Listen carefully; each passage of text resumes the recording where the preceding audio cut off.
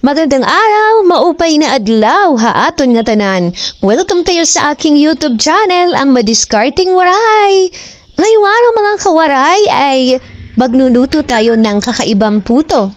Ito ay ang ating pizza at syempre lulutuin natin ito or ilalagay natin ito sa ating bilao para pizzang pizza talaga siya at bagay na bagay po ito sa lahat ng okasyon tulad ng birthday o kahit na anong okasyon ay pwede nyo po itong lutuin. Pinagkaisa na po natin ito. Inilagay na po natin ito sa malaking lagayan sa ating bilao. Kaya naman mga kawaray, samahan nyo po ako at panoorin nyo kung paano ko nga ba ito niluluto. At sisimulan na natin. At ang una natin gagawin, i-prepare muna natin itong ating sibuyas. Sa ating sibuyas ay gumamit ako ng pula dahil nga po ang white ay mahal. Maliliit lang na sibuyas po ang inilagay ko. Optional lang po ito kung maglalagay kayo. At dahil nga ang iba sa atin ay hindi talaga kumakain ng sibuyas, kaya wag na lang kayong maglagay at makakatipid pa kayo. Ang ginawa natin dito ay hiniwa-hiwa muna natin ang ating mga itatopping sa ating puto pizza. Ito ay ang ating ham. Syempre kung gusto nyo ng ham, maglagay kayo. And then itong ating hotdog. Optional lang din po ito kung gusto nyo maglagay ng hotdog. Pwede po. At pwede rin po kayong maglagay dito ng pineapple tidbits. Pwede din kayong maglagay dito ng mushroom. Kung gusto nyo po kahit na anong flavor ang ilagay nyo dito. At dahil nga affordable po itong ating ginawa, dahil hotdog at ham lang po ang ating inilagay sa pang toppings natin. At ang ating ham dito ay gumamit lang tayo ng 3 pieces at ang ating hotdog ay 3 pieces lang po ang ginamit natin dito. Once na okay na at natapos na natin gawin itong ating pang toppings, ay ang gagawin naman ulit natin dito ay pagsasamahin po natin muna ang ating all-purpose flour. Dito ay gumamit ako ng 6 cups or 1 kilong all-purpose flour. At dahil order nga po ito, 1 kilo po ang lulutuin natin. Maglalagay naman tayo dito ng baking powder. 12 teaspoon lang po ito. At susunod natin ilalagay dito yung ating asin, pang balance ng tamis. At syempre dahil nga po ito ay pizza, kaya naman konti lang asukal na ilalagay natin dito. 2 cups ang inilagay lang po natin dito sa ating puto pizza. Pagkatapos ay maglalagay tayo dito ng black pepper para mas masarap, di ba? Hindi natin ito tatamisan dahil nga po ito ay puto pizza. Kaya naman, doon sa mga magtatanong baka matabang, hindi po, sakto lang po. And then ito naman ay maglalagay naman tayo dito ng evaporated milk, 1 can 370 ml. At dito ay naglagay tayo ng water. 4 cups ang inilagay dito. Tamang-tama lang ang 4 cups na water ang inilagay natin dito sa ating puto. Dahil nga po kapag masobra ay hindi po siya magiging okay ang kinalabasan. Kaya wag po kayong susobra na tubig. Pagka okay na, dahan-dahan nyo pong ilalagay ang tubig, hahalu-haluin nyo din po ito. Maglalagay din po kayo dito ng butter or margarine. Huwag nyo pong kakalimutan ang butter. Mahalaga din po ito sa ating puto para mas masarap. Tutunawin po muna ang inyong butter or margarine bago nyo po ihalo. And then pagkatapos at ihalo nyo na po ay maglalagay naman po tayo dito ng egg.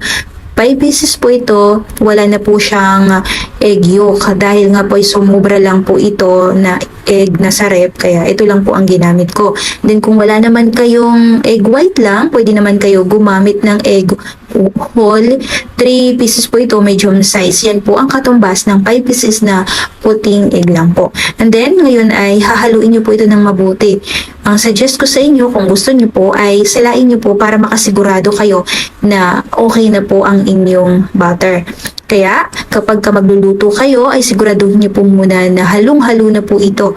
And then ngayon ay ilalagay na po natin ito sa ating bilao. Gumamit ako dito ng size 10 na bilao. Nilagyan ko po siya ng dahon ng saging. Optional po ito kung sakaling wala kayong dahon ng saging or kung mayroon naman kayong foil, doon nyo po lagyan ang inyong bilao. Dahil nga po kapag hindi nyo po lagyan, baka tumulo sa bilao at alam nyo naman po ang bilao, putas, kaya kailangan po maglagay tayo ng sapin. Sa mga magtatanong kung pwede ba ang bilaong plastic, para sa akin kasi para safe kayo, at medyo mabaho po ang plastic na bilao, kaya wag nyo pong gagamitin yon. Ito ng bamboo na lang po ang gamitin nyo at maglagay kayo ng saging para mas masarap ang kanyang lasa.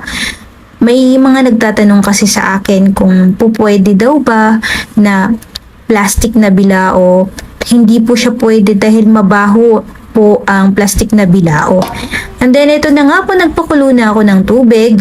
Bago nyo po isalang, kailangan kulong-kulo ng tubig nyo. And then ito na nga, sasalang na po muna natin ito. Salang po natin ito ng 20 minutes. After 20 minutes, ay tatanggalin ulit natin ito sa ating steamer. Dahil nga, ay lalagyan na po natin ito ng pang-toppings. Ay, pasensya na kayo sa itsura ko mga kawaray dahil nga po busy ako at i-deliver ko na ang isang order na puto pizza. Hindi na ako nakapag-ayos. So ito napapansin nyo na hindi po siya umalis, na hindi po siya yung pumutok. Dahil mahina lang po ang apoy natin dito. Medium heat lang ang dapat dito para hindi po siya pumutok. At mabibigla ang pagkaluto kapag malakas ang ating apoy.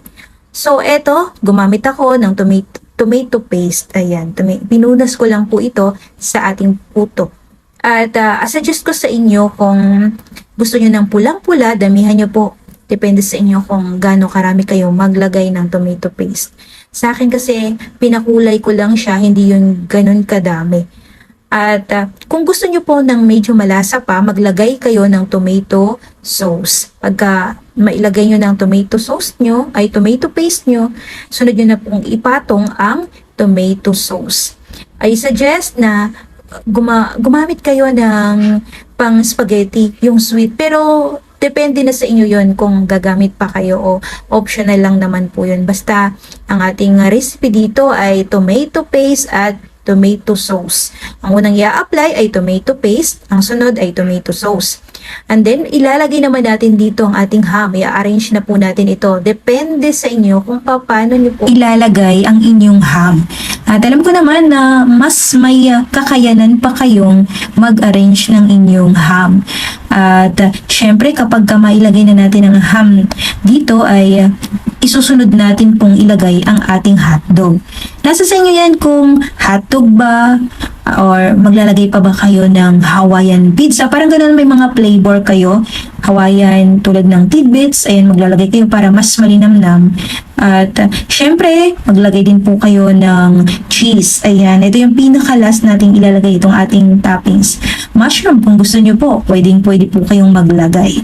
So ito, dapat maraming cheese ang ilagay nyo dito dahil ito ang nagpapasarap ng ating puto pizza. Kaya naman sa mga nanay na gustong pakainin ng inyong mga anak or nagre-request sila ng pizza, gumawa na lang po kayo na talagang hindi po kayo mapapahiya sa inyong mga anak or sa mga bisita nyo kung ito po ang inyong ipamerienda. Napakadaling gawin. Alam ko naman mayroong ibang mga nanay na may mga stock na sa ref ng hotdog, ham, hindi na kayo mahihirapan pa. At eto na nga, nalagyan na po natin ito ng ating cheese. At isasalang ulit natin ito pabalik sa ating steamer. At isasalang ulit natin siya ng 20 minutes. After 20 minutes, maluluto na po yan. Pero titingnan po muna natin yan. So ito yung pangalawa nating bilao. Maliit na size ang ginamit natin dito. Ito yung size 8. Dalawang bilao po ang nagkasya sa ating recipe. Kaya naman mga kawaray, napakadami ang magagawa kapag 1 kilong all-purpose flour, di ba? Parang piyesta na, lalong-lalo na kapag mag-birthday ka at iisipin mong walang gaanong handa, mas maganda. Ito na lang, puto pizza na lang po ang gawin nyo, mas marami pa. So, eto na mga kawaray, titingnan natin. After 20 minutes, ay titingnan na po natin itong kung luto na. Kukuha kayo ng toothpick, pagkatapos ay i-check nyo po ito. Tutusukin nyo po siya. Once natuyo na at wala nang sumama, ibig sabihin lang nun mga kawaray ay luto na. At mapapansin nyo naman po yan kasi kapag hilaw pa, maraming sasama yan sa toothpick. Ibig sabihin lang nun ay ito ay hilaw pa.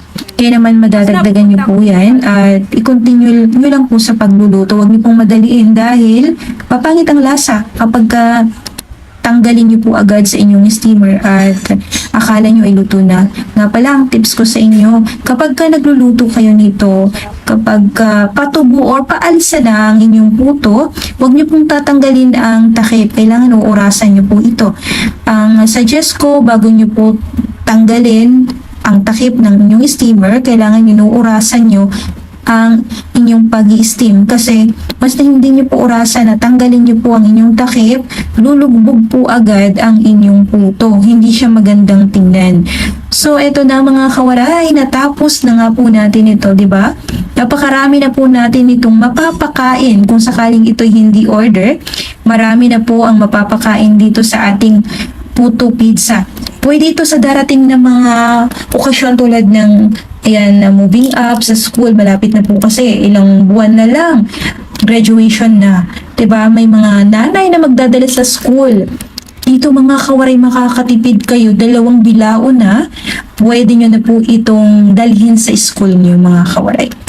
At sana kung nagustuhan nyo po ang aking video ngayon at nagkaroon kayo ng konting tips or konting idea sa pagluluto ng puto, please subscribe my YouTube channel mga kawaray. At syempre kung gusto nyo pong hiramin ang aking mga video na pwede nyo pong ipang post sa inyong mga FB, hanapin nyo lang po ang aking Facebook, Hasmin Kabigkis, at matutulungan po kayo nito. At pwede nyo pong hiramin at paumpisa nyo sa pagpapa-order nyo para hindi na po kayo magluto muna and then ipopost nyo. Mas maganda na mayroon na po kayong picture and then ipopost nyo na lang. Ayan, hanapin nyo po ang aking FB, Hasmin Kabigkis, at hiramin nyo po ang aking mga picture na ito at makakatulong po ito sa inyo. Kung gusto nyo kong i-follow doon, pwede nyo po akong i-follow. Pero kung ayaw nyo naman, okay lang mga kawaray. At least nakatulong po ako sa inyo. At sana ay nagustuhan nyo po itong aking video ngayon at nagkaroon kayo ng konting kaalaman sa pagluluto ng puto pizza. At syempre, wag nating kalimutan ang ating mga subscribers. Ang bagong mga subscribers dahil maraming nagko-comment na bago lang sila sa aking YouTube channel. Magpapa-shoutout po sila. Kaya naman, i-shoutout po natin ang ating mga subscribers. Ang una nating i-shoutout dito ay si Ninin Cantiga. Ang sabi niya, Miss Jazz, pag sa baking pan po ba o gawin, sana po ma-share din po inyo. Thank you. Ayan ma'am, shoutout po sa inyo. At isa-shoutout din po natin. Shoutout din po natin si Ma'am Yunhi Aldagal. Ayan, napakahirap bigkasin ng kanyang pangalan dan subscribe po. Thank you, ma'am. At si Jelly Dicelos. Salamat po, ma'am. At ang sabi niya po sa aking Maha de Leche, nag-comment po siya doon. Thank you po sa inyong panunood at pagkukomment niyo sa aking YouTube channel. At isa-shoutout din po natin si Liberty Laneta. Thank you. Sana magawa ko ganito para makapagnegosyo. Opo ma'am, kayang-kaya nyo po yan. Kung kaya ko, ay kaya nyo rin po. JJF, hindi ko po maintindihan ang kanyang pangalan. So, ito yung shoutout din po natin si Ma'am Raquel Gaitano.